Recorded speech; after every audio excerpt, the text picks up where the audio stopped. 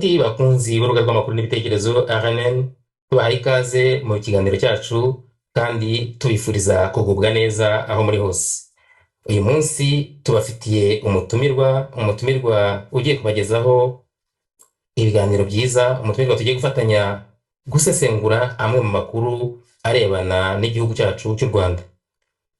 Mugenzi wanjye Albert Rukerantare mwarumenyereye kubona hano abaganiriza. Uyu munsi ntiyabashe kuboneka, yantumye ngo mubasuhurize cyane. Yabahaye intashyo ikomeye, ati umbwirire inshuti zanjye ko mbasuhuje kandi ko mbakumbuye, ari mu kandi kazi.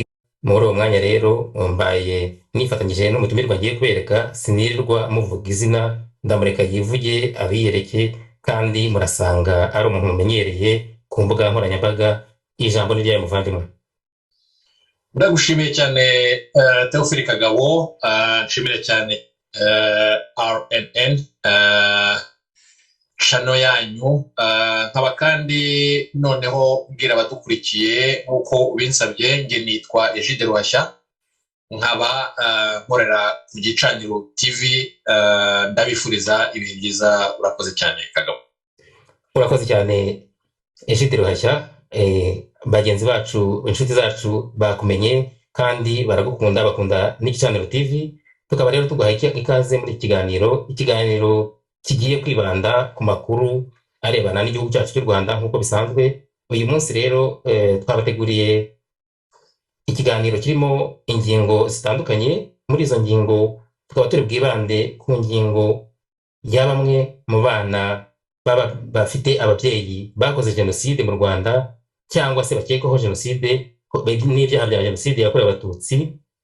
Abana bakagerageza guhisha cyangwa se gukingira ikibaba ababyeyi babo bakoresheje imbuga nkoranyambaga, bakoresheje n'ubundi buhanga bazi, ubucakura, ibintu byinshi bitandukanye, kugira ngo babashe kurengera abo babyeyi babo bakekwaho cyangwa se bashinjwa jenoside n'ibyaha bya jenoside n'ibindi byaha by'indengakamere byakorewe mu Rwanda, cyane cyane ku bwoko bw'Abatutsi.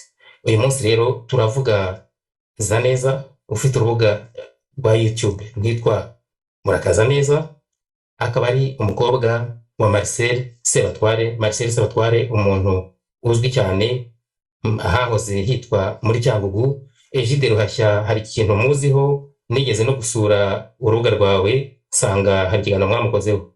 Turanyura gakeya ku mateka y'uwo mukobwa na se, hanyuma tuze kubereka amashusho twagiye tubafatira mu Rwanda mu minsi ishize, nifatanyije na Albert Rukerantare. Twasuye akarere ka Bugarama, tunyura ahari iyo bitaga Simerwa, uruganda rutunganya sima, tubasurira umupaka w'u Rwanda uhuza u Rwanda na Kongo. Icyo gihe hari amakimbirane, bavuga bati u Rwanda na Kongo ntibiberanye neza, Abanyarwanda tugize ibyago Kongo ikadufungira umupaka, nta buzima twagira. Ariko tumaze iminsi tunyuzaho n'andi mashusho y'imipaka itandukanye twakozeho, nk'imipaka ya La Corniche, Petite Barrière, tugenda tubereka ibikorerwa kuri iyo mipaka ku mpande zombi, twerekana n'agaciro kubana neza n'ibihugu by'ibituranyi bifite, tukerekana n'ibihombo byabamo ku mpande zombi. Rero nk'abatindiye, reka Egide Ruhashya atubwire gakeya kuri umwe muri abo bantu tugiye kuvugaho, ibindi turagenda tubigarukaho uko ikiganiro gitera imbere. Murakoze cyane Egide. Kagabo, nongere gushimire cyane. Wari ugize uti Denise neza nk'uko wari ubivuze. Yego, ni umukobwa wa Marcel Sebatware. Benshi mwaramumenye ayobora uruganda rwa sima rwabaga ahahoze ari muri Cyangugu. Murazi neza uruhare yagize muri jenoside yakorewe Abatutsi mu cyahoze ari perefegitura ya Cyangugu, hanyuma cyane cyane n'uburyo yari yarimakaje ikintu cy'ironda akarere n'ironda koko mu gihe cya jenoside yakorewe Abatutsi. murazi neza ko yari umuntu uturuka mu majyaruguru ahantu muri za cyahoze ari Ruhengeri kuko icyo gihe hitwaga, yari yarazanye rero abantu bose baho, hanyuma abari bahari ku kazi barirukanwa kuko yagiye yiga hirya no hino hatandukanye, kuko yari umu enjeniyeri, yaje rero guhabwa iyo mirimo, ariko nanone bagendeye cyane ko yari n'umuyoboke wa MRND icyo gihe, nyuma yaho yaje kuba umuyoboke wa CDR, biza rero kugenda usanga burya MRND abaje gukomeza kugaragaza kwanga abatutsi no gushyiramo imbaraga mu kubamerera nabi nibo bajyaga muri CDR, ku buryo wasangaga n'umuntu ari muri CDR ariko asa n'ubihishe avuga ati ndacyari muri MRND, ariko ubukana bumwemerera kuba muri CDR. Nibyo rero bya Marcel Sebatware. Noneho yaje rero kugira igihe cya jenoside yakorewe abatutsi, intambara ikomeye, hariho n'uburyo rwose yari afite ukuntu abana bya hafi na Nsabimana wari umugaba mukuru w'ingabo icyo gihe, yakoze rwose n'ikintu kimeze nka training, afite aho interahamwe zitoreza. Ibyo rero byaje no gutuma abasha no gusaba abakoraga muri iyo simerwa muri urwo ruganda gushakisha ukuntu bajya bafasha ingabo bagatanga amafaranga buri kwezi bakayakura ku mushahara wabo. Habayeho rero n'amatemonyage y'abakozi bakoraga muri urwo ruganda bagiye bicwa, hariho umuntu w'umuretana wagiyeyo kubafasha muri izo trenoma no ku buryo bwo kugira ngo bice abo batutsi. So hariho rero ibimenyetso byinshi nyine bigaragaza uruhare rwa Marcel Sebatware muri ubwo bwicanyi bwakorewe abakozi baho ngaho muri urwo ruganda, noneho no muri iyo prefecture muri rusange.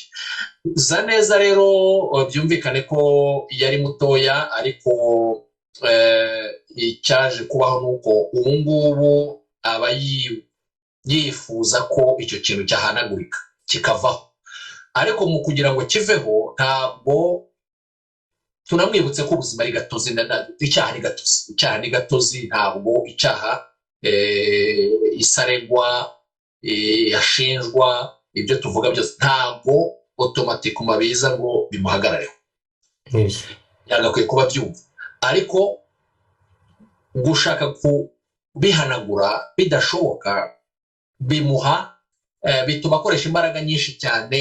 nk'ubu ngubu yagiye mu kintu cya human rights,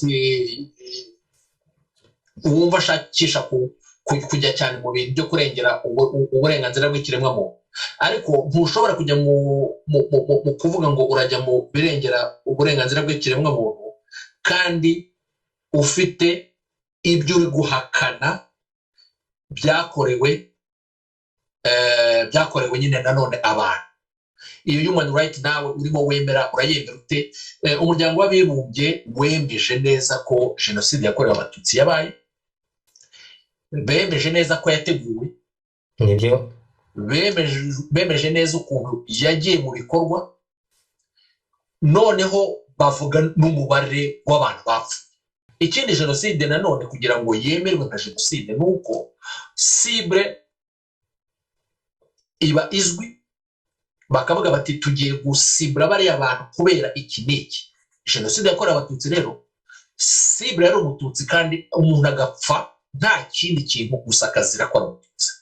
Noneho rero ntabwo nanone ahangaha tuvuga ngo nta muntu wapfuye, abantu bakava Rwanda barapfuye, Agathe Uwiringiyimana wari minisitiri w'intebe yarapfuye, Banzamurambaho bari barashinze amashyaka, Bangango barapfuye, hari abahutu bapfuye.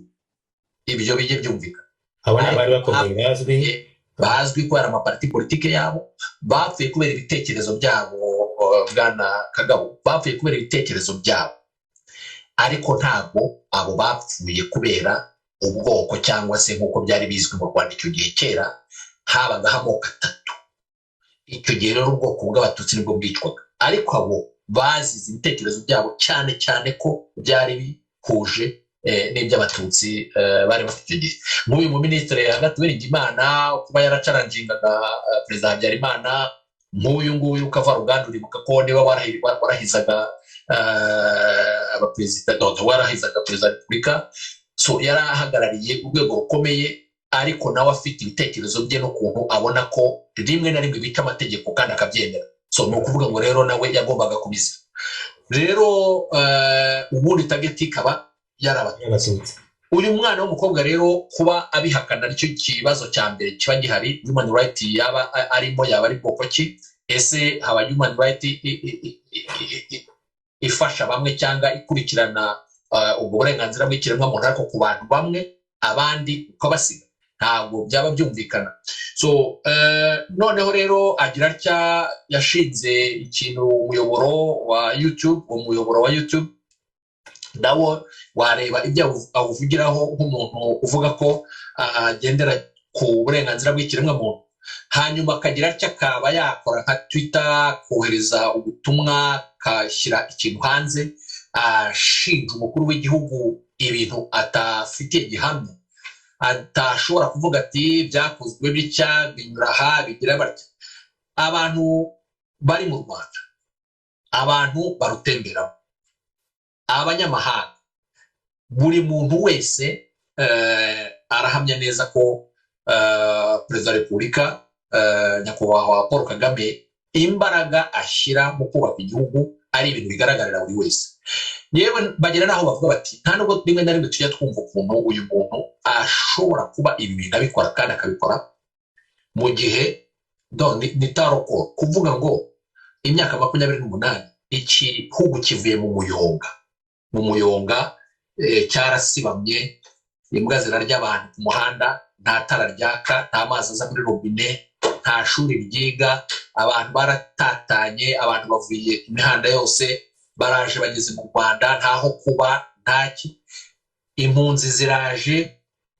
Ibyo byose bikaza ibitekerezo by'abanyarwanda, harimo umwiryamana, bararakaye, hari abiciwe, hari abishe bakiri aho, hari ubutabera bugomba gukorwa, hari ibyo byose bikazageraho bikajya ku murongo, ukabishyira ku murongo. Noneho ibyo bikazabasha kubaho, abantu bakabana, ubwabyo n'igitangaza. Byarangira noneho hakabaho kubaka igihugu, hakabaho kubaka inzego, hakabaho kubaka kugeza uko tubona u Rwanda ruhagaze. Noneho hakabaho kuba ibindi bihugu icyo gihe byabaga byo birimo bizamuka mu buryo busanzwe, ariko ubu bakaba bavuga batari ko iki kigomba kuba hari uko u Rwanda rubayemo, iki ngiki kigomba kubera mu Rwanda. Byagenze bite kugira ngo bigeraho niba bitari bifite umuyobozi muzima? Uyu mukobwa ntiyagakwiye kubyibaza. Nguko rero uko navuga muri makeya uyu mwana w'umukobwa. Nkaba rero ngewe ku bwanjye mbona ko abantu badakwiye kumuha agaciro. Biriya byose yohereza ashyira hanze ni ubuvunderi, ni ubumara, arimo araronga abanyarwanda, cyane cyane arimo araronga urubyiruko. Bwana Kagabo, nguko uko namuvuga. Urakoze Bwana Ruhashya. Reka tumugarukyeho gatoya. Hari akantu nabonye yanditse kuri Twitter, yabonye nyakubahwa perezida wa repubulika Paul Kagame yanditse ubutumwa, umwana w'umukobwa ahita asimbuka, hari ku itariki 27 z'ukwa munani, aramusubiza ati nta nubwo we akoresha nyakubahwa, nta nubwo amwubaha, nta n'ikintu amufata nk'aho ari umuntu bangana cyangwa iki. Ati Paul Kagame, abanyarwanda ntibashobora kubaka ibintu by'agaciro mu gihe mwiba hafi ibyo batunze byose.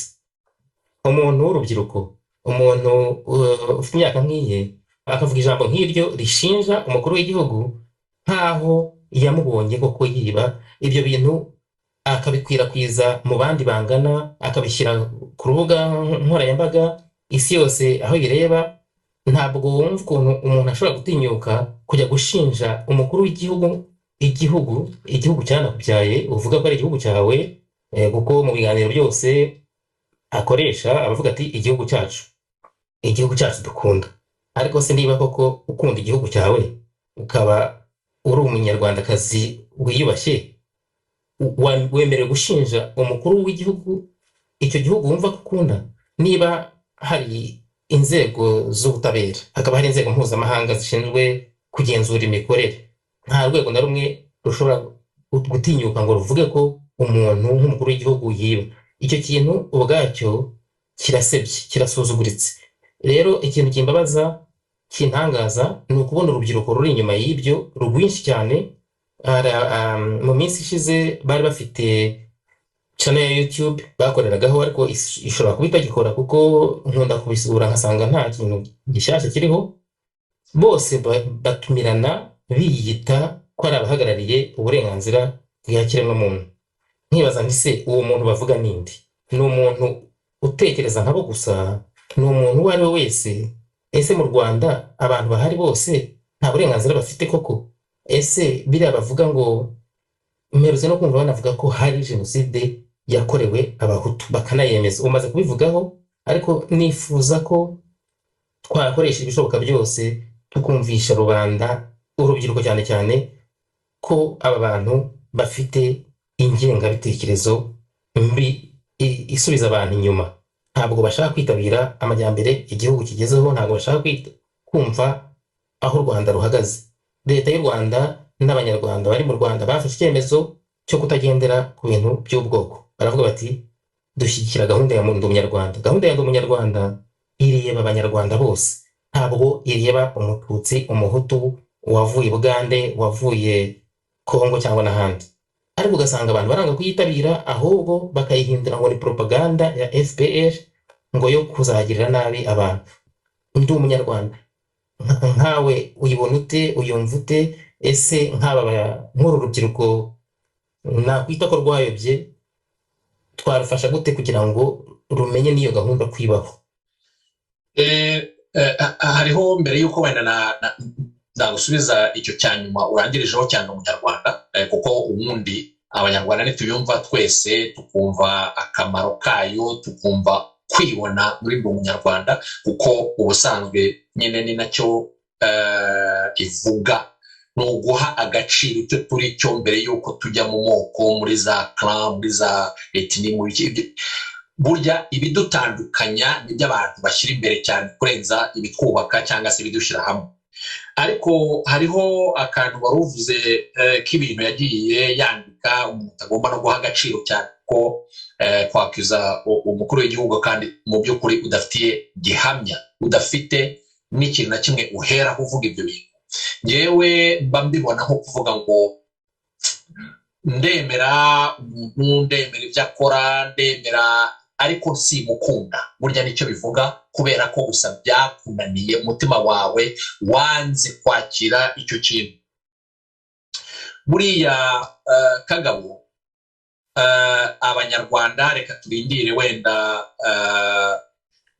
iri barura rigiye kuba kugira ngo tuzamenye neza umubare w'abanyarwanda, ariko ndahamya neza ko ku isi yose iteranye utavana, sinzi ko habaho n'ibihumbi 500 bishobora kuvuga ko bakaba bavuga niba turi nka miliyoni 14, simpamya ko ni umubare muke ni 0.0000 ishobora kuvuga ko Perezida Kagame ibyo akora batatu. Ibintu abanyarwanda turabona ibintu Perezida akora. Buriya uru rugendo yakoze mu majyepfo ni igipande gitoya cy'igihugu, ariko ukwakirwa kwe n'abanyarwanda, ibyishimo bagaragaza iyo bamubonye, nibyo byonyine bafite byo kugira ngo bagaragaze emosiyo zabo kuri Perezida wa Repubulika bitewe n'ibyo abakora.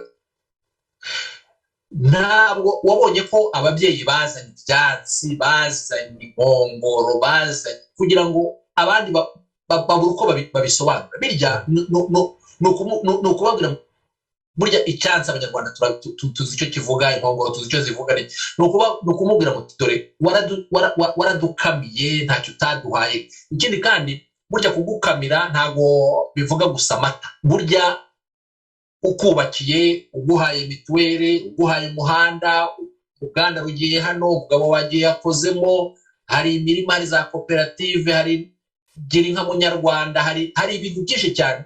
Birya byose byibumbira mu kintu kimwe, noneho bakamubwira bati mubyeyi rwose tugufatira iry'uburyo niko kumwakira. Birya byose rero ubwira Kagame ni ibigaragaza ibyishimo by'abanyarwanda.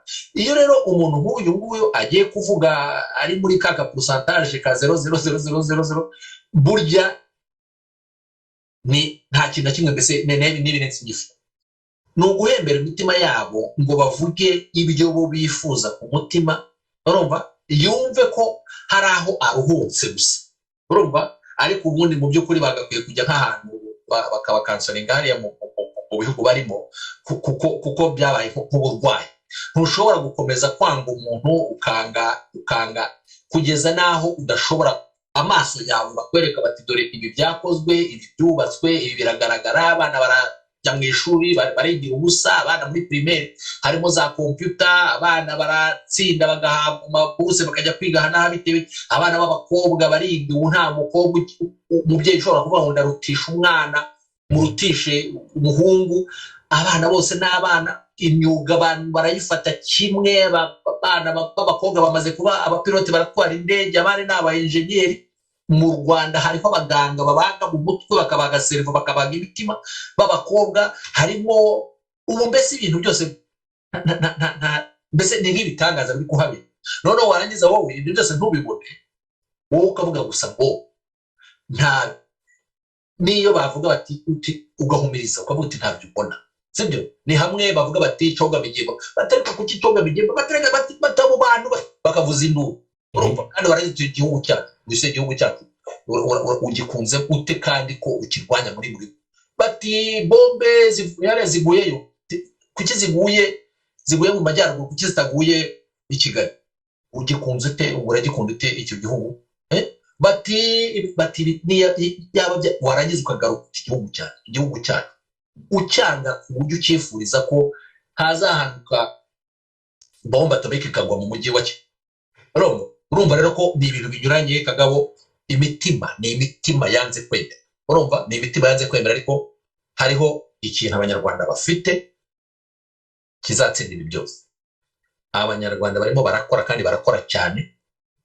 Abanyarwanda barimo barirukankana n'umwanya, bazi ko ari igihe kinini cyatakaye, bazi ko batakaje abantu.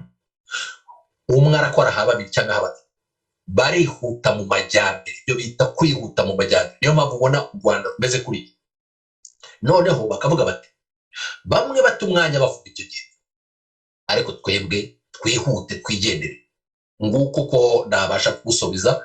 Hanyuma icyo wari urangira, icyo wari wambaje cyane umunyarwanda. Umunyarwanda ni ikintu gikomeye cyane. Umunyarwanda abayumva turayumva, abayumva tubihagazeho. Ikindi kandi turayigisha. U Rwanda ibyarubayemo byatewe no kwigisha amacakubiri ahereye ku moko, uretse ko niyo bitaza kuba byari no kuzageraho bikazajya kuba n'ibituruka nanone kuri za region, kuko wasangaga nanone nabyo bifata imbaraga cyane.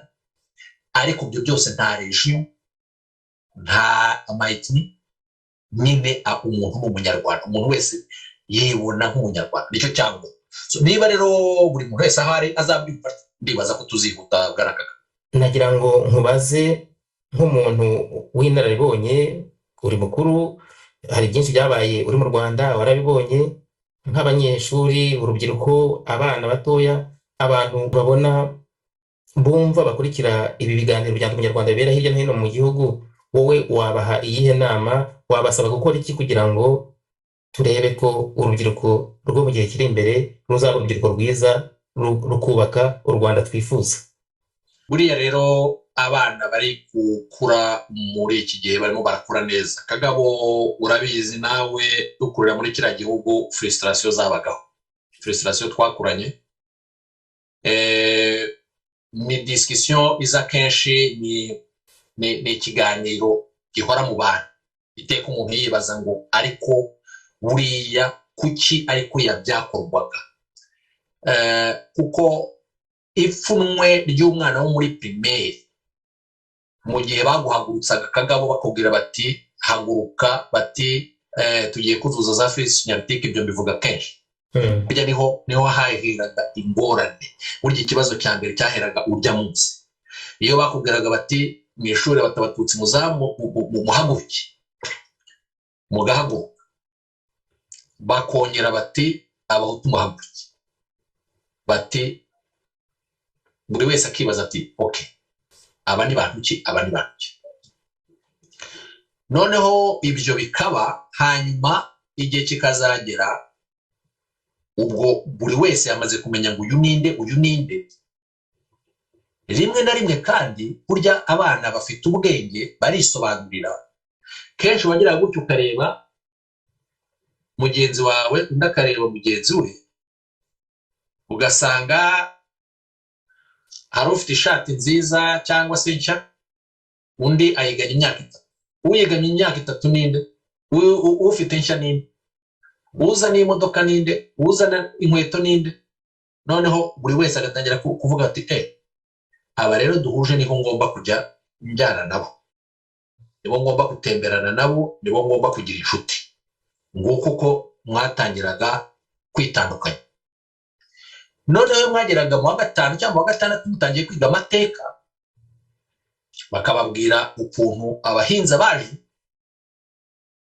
bakababwira iyo curriculum nayo yari muri ministeri nayo y'amashuri abanza n'ayisumbuye, ubwayo yari igikoresho gikomeye cyane, kuko bazanaga abahinza bareza bakakubwira ukuntu abami baje. Abami noneho bakagenda bikaza kuzazana cya kintu cyo kuvuga ko habagaho abakaragu bikorera bateka abantu, bagatangira bakavuga za shiku, ibyakorwaga n'abazungu bikitirirwa abatutsi, bavuga bati barakubitaga muri za shiku, babakoreshaga ibintu by'uburetwa, ibintu nk'ibyo ngibyo, kugeza rero kuri cya kindi kirangiza byose bahimbye bati iteka Kanjogera agiye guhaguruka agombaga kuzana umwana w'umuntu ushishe ngo bakamushinga inkota kugira guhaguruka. Koko iyo mite iraza iremerwa, yandikwa mu gitabo cy'amateka y'u Rwanda, byigishwa abana b'u Rwanda. Arabyumva? Umbwira ute rero ukuntu ibyo bintu ubwo urimo uraroga urubyiruko, urimo uraroga abana bo muri primaire. Abana rero bungubu ibyo Kagabo ntabyo biga, bakura bakundana, kuko histoire yabaye créé kugira ngo ize kuzana urwo rwango abantu barukurane, ntabwo igihari. Mwagera muri segonderi, igihe cyo kujya muri segonderi kigeze, uzi ko hitwaga kwemererwa, ntabwo habaho gutsinda. Abantu baremererwa ngo uyu yemerewe kuzakomeza amashuri yisumbuye.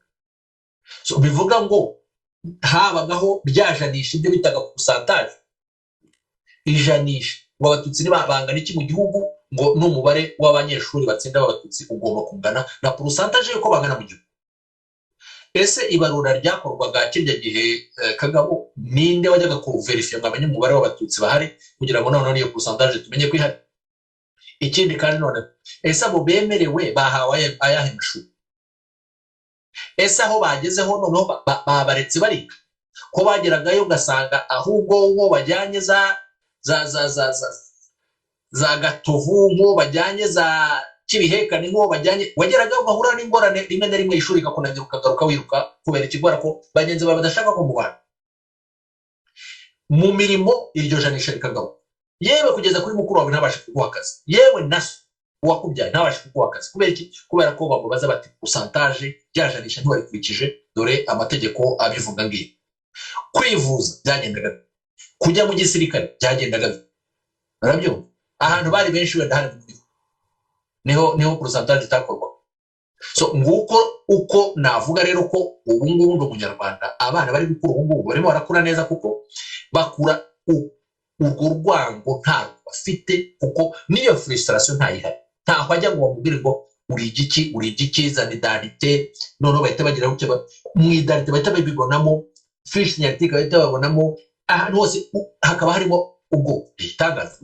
Birya bintu byicaga abantu muri roho, byicaga abantu mutima, byicaga abantu urumva. So nguko uko bimeze rero. Noneho uranize, wize hanze, uragerageje, uraje, bakugize umwarimu za Runyombyi, bakugize umwarimu za hehe, uri lisansiye, nta kazi baguhaye, uragiye umuherwagwa urasasa. uzize bwa bwoko nta kindi ukaza rwose uvuye wigishijwe muri lisansiye muri shimi muri matematike uri umuganga ntabyo ako kazi ntukabona. So abana bari gukura ubu ngubu rero icyo nakubwira Kagabo bari gukura neza, iyo frustration ntayo bafite nguko uko nabivuga. Ndeka twizere ko abana bakuru ubu ngubu bazakura neza badafite izo ngengabitekerezo, badafite iryo vangura rishingiye ku ubwoko nabwo butari bwo, kuko tugiye mu isesengura tukareba icyo ubwoko bisobanura twasanga ari ibindi. Ntekereza ko abanyarwanda turi ubwoko bumwe, turi abanyarwanda, turi abenegihugu bamwe. Nta mpamvu yo kujya gushakisha ibintu byo hirya ngo bamwe ngo bafite ngo sinzi ngo amazuru maremare ngo manini ngo iki. Ubu se tugiye muri ibyo ngibyo tuvuge amazuru, tugiye kuri amazuru wanshyira he cyangwa nagushyira he, cyangwa se n'abandi duhura nabo twabajya tubashyira mu zihe kategori z'amazuru. Morphology y'umuntu Kagabo, morphology y'umuntu urumva, stature y'umuntu, imiterere y'umuntu, uko umuntu ateye, uko areshya, uko areba, uko yakting, uko agira gute, ntibyagakwiye kujya mu identity y'umuntu, ntibyagakwiye kudefinisa uwo muntu wari. No, nta hantu bihuriye ibyo bintu, sibyo? Urabizi neza Kagabo ko abazungu bazanye amarati bakajya bapima irati, agaca akazana regre, agapima ijisho, agapima izuru, agapima ugutwi, agapima crane. Birya ni ibintu abazungu bazanye, barandika bashyira mu gitabo bafite icyo bagamije. Ni ibyo tuvuga, ni ibintu umuntu yahamye. Amafoto arahari, inzandiko zirahari, abafotoye bafotoraga abantu bazima, ntabwo ari ibintu bishushanyije. Muri za mize zabo hariya mu Bubiligi birahari, sibyo? So ni ibintu bizwi. So ntabwo ushobora kumfata ngo upime ngo dore yareshya cyangwa upime hano ngo poitrine igana, cyangwa ujye kureba ngo pinye ngo ingana gute, ngo ingoto, ngo ibyo bintu byose Kagabo ni ibintu bidafite aho bihuriye na gato, sibyo? Nta hantu bihuriye. Ntushobora ngo ibyo ntabwo ari byo bigize umuntu. Wavukiye mu gihugu kihe, ibyo birahagije. Ni u Rwanda, ubwo rero umunyarwanda, nanjye ndi umunyarwanda, full stop, bikaba birarangiye. So ibyo byose baheraho ni ibitanya abanyarwanda kuruta kububaka. Twagakwiye kubinenga rwose tukabirinda n'abana bacu.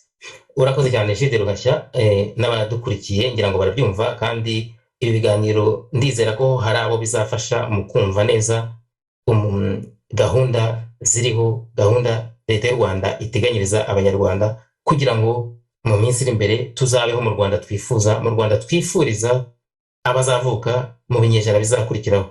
Mu rugendo twakoze ndi kumwe na Albert Rukerantare, twanyuze ahantu henshi hatandukanye, cyane cyane mu karere ka Bugarama nk'uko twabivuzeho tugitangira. Aho mu Bugarama twari twagiye tugambiriye kureba imiterere y'igihugu muri rusange n'imyitwarire y'abaturage aho batuye, uko bumva gahunda za leta, uko bumva u Rwanda mu mahanga, uko bumva n'abanyarwanda baba mu mahanga, niba bajya bamenya n'amakuru ya bene wabo baba mu mahanga n'abasebya u Rwanda bose. Twari tugamije kugera iwabo kwa sekuru, cyangwa se kwa sekuru wa Denise Zaneza, iwabo wa Marcel Sebatware naho yakoraga.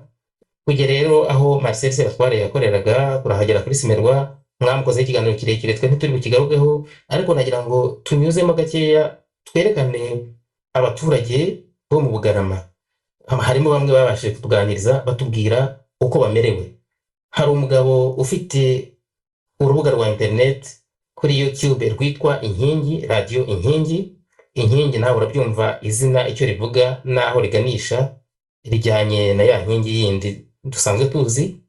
Uwo mugabo rero arwaye indwara yitwa inzara.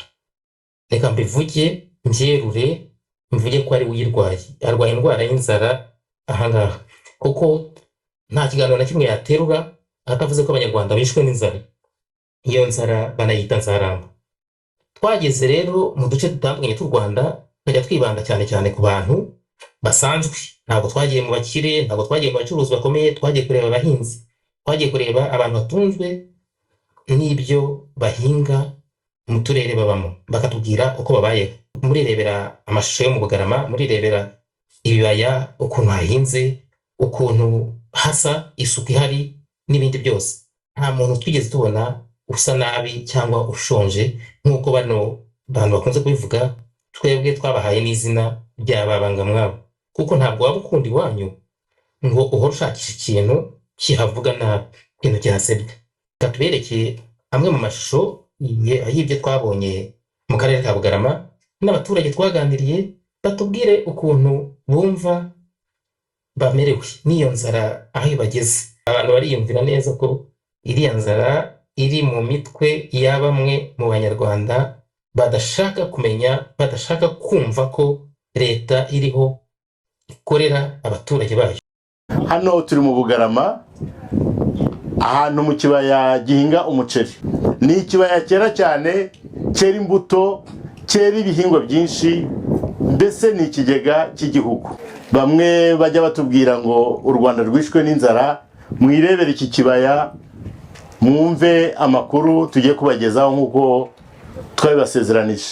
Kubavuga ngo abaturage bishwe n'inzara ngo ni imirambo ku mihanda, murabibonera abaturage uko bameze neza, bakeye, nta nzara bafite. Turahinga ibishyimbo n'ibigori n'imyumbati, kandi birera pe, birera cyane, nta kibazo. Muneza cyane, nta kibazo cy'inzara gihari. Kuko hari abavuga, abo muri diaspora mu mahanga, hari abavuga ngo inzara yishe abanyarwanda, ngo ni imirambo usanga ku muhanda. Ibyo ngibyo mwabihamya niko biri na hano mu Bugarama? Yaba ari ahandi, ariko twebwe ino tweza imyumbati n'ibigori, mukeza n'ibishyimbo birera. Ibara ry'abagahaga, ikibazo twagize ni ik'igishanga. Inyangarwanda zibaho, amakuru amwe n'amwe yo kwangisha abantu u Rwanda turabona ku mbuga nkoranyambaga, ariko nk'umuntu uzi aho u Rwanda rwavuye n'aho tugeze mu iterambere ntabwo tubasha kwiha agaciro nk'urubyiruko. Nta murambo w'inzara ndabona ku muhanda, kandi u Rwanda turarugenda.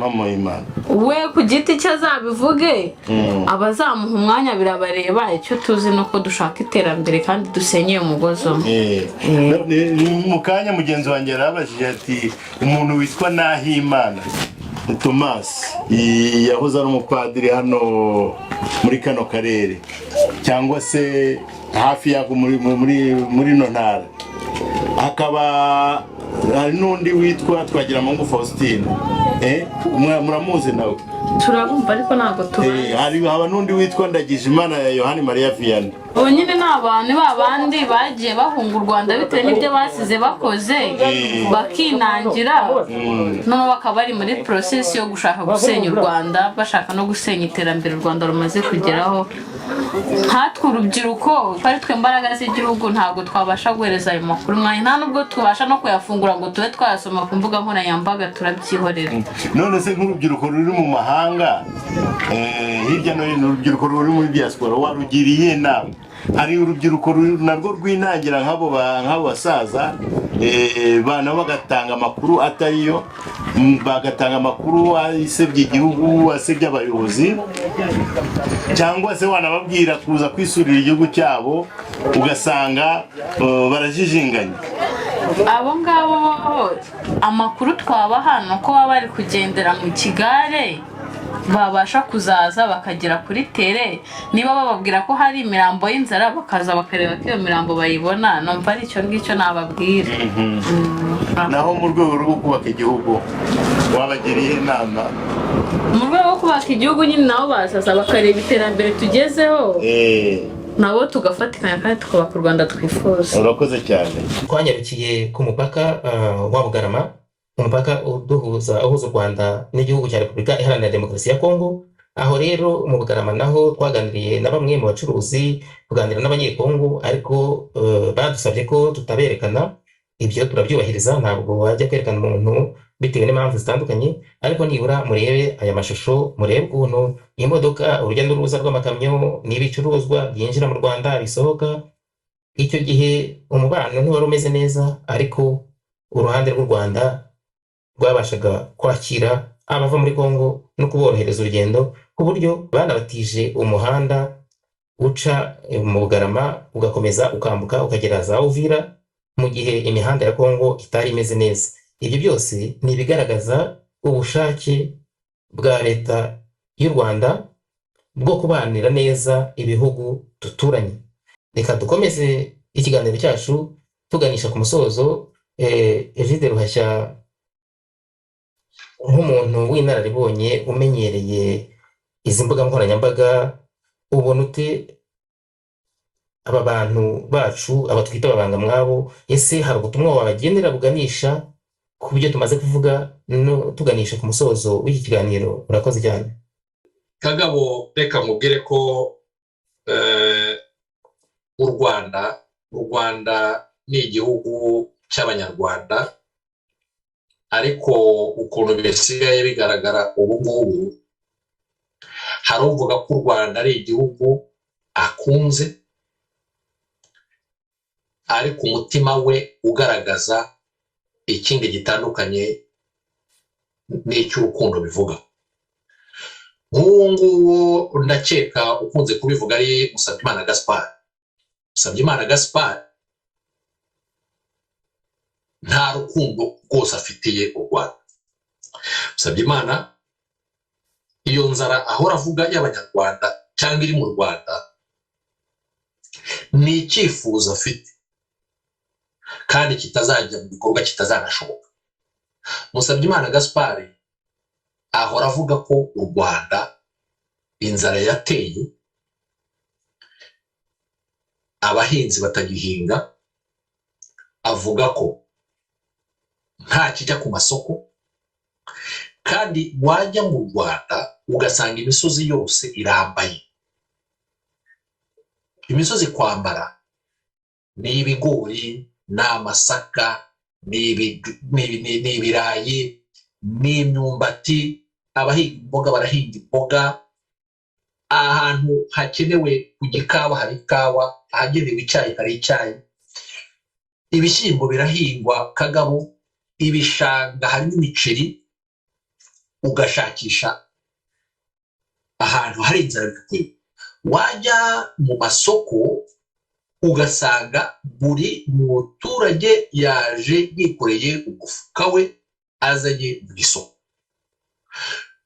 Noneho burya n'ahantu hari inzara ntabwo ushobora kuhayoberwa, kuko nuko abantu basabira biragaragara, urabyumva.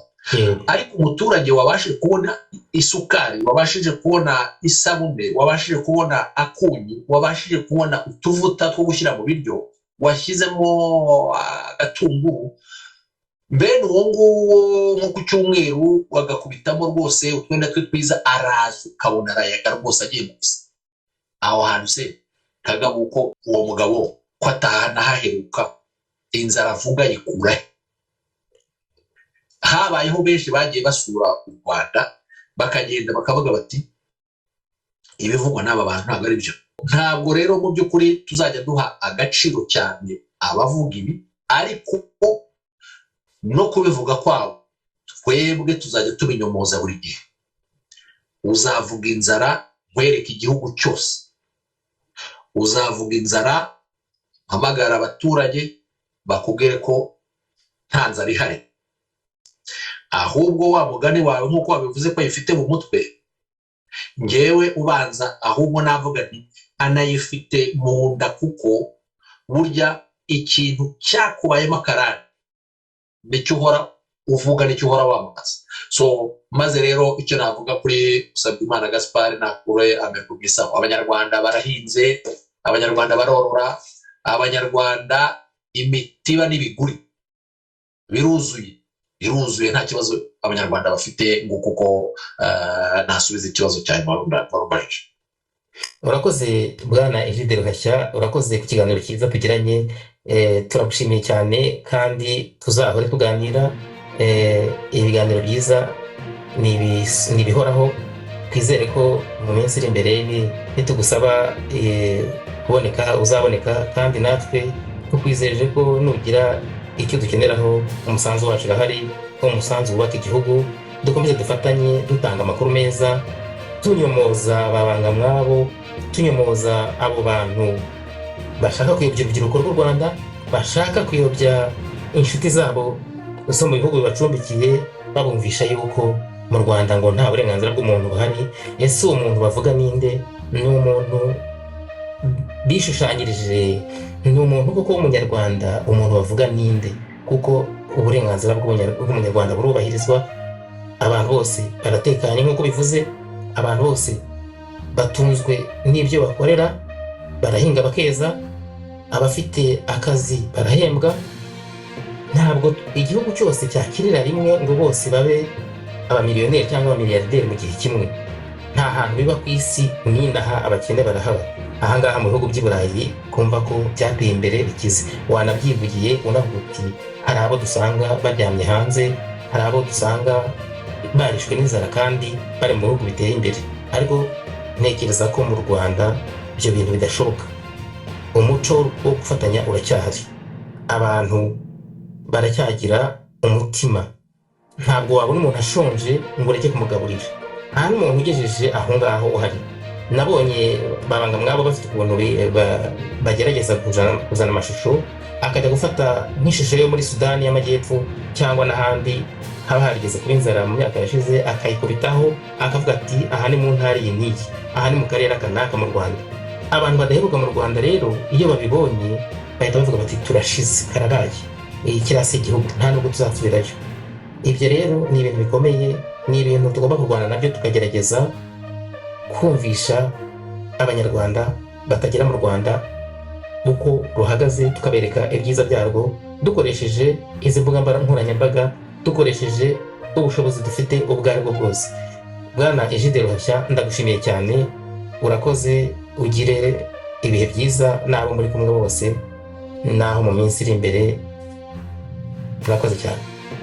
Yovire Kagabo, ni njyewe kugushimira, mwakoze kumvira, kandi reka nanashimire TVRMN kuba yahisemo njyewe mu kuganira kuri uyu munsi. Nanjye mbifurize ibihe byiza, kandi abakunzi banyu mwese ndabashimiye cyane.